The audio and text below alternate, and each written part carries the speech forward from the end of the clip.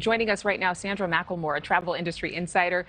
You attended a Southwest virtual meeting on Tuesday. They shared some details. So what are the big takeaways?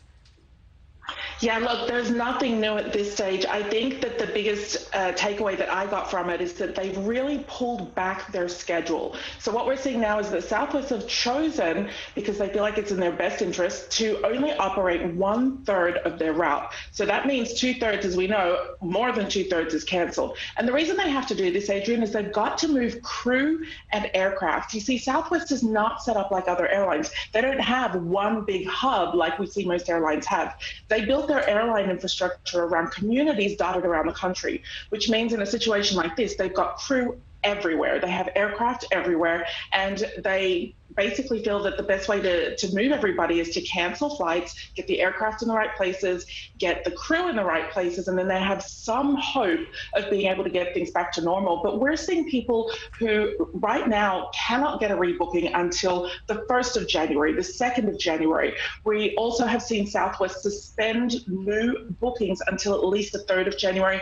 And this morning, Adrienne, I woke up to something that I hadn't seen before from any airline, which is not allowing unaccompanied minors to fly right now. So if your child flew unaccompanied, maybe from one parent to another parent or between families, they are not even actually allowed to fly right now. Very, very concerning, because families have huge financial burdens. We learned during the pandemic that most American families have nothing but more than a couple $100s in their bank account. So how they're meant to sustain these huge delays with hotels and price gouging like what we're seeing on car rental, it's really, really disturbing. Now, passengers are still trying to get home. Obviously, like you said, many of their flights are not scheduled or rescheduled until the beginning of the new year. So what is their alternative? I mean, we see people trying to rent cars, but then rental car companies have no more vehicles. Yeah, absolutely. A couple of things happened yesterday that I think travelers will find helpful. If you're watching this and you're in this situation, take a look at private air company JSX. JSX announced yesterday that they were moving aircraft from less busy routes into the really heavily impacted routes. So we're looking at increased flights available. And I checked myself yesterday, Adrienne, there are flights available every day this week between places like Burbank and Denver and Dallas. So lots of extra flights there every single day for this week. Still availability right now on all of the days on those heavily impacted routes. And then also my tip would be to look into regional airports. So perhaps where you might be trying to get home to where I live, LAX. LAX is really rough to get back into. You might want to look into Long Beach or Newport or Santa Barbara, even at Burbank, some of the more regional airlines. But it is really tough without these car rental options available. Amtrak also has seats available. I did a quick check last night, and there are seats available for most days this week in the heavily impacted areas.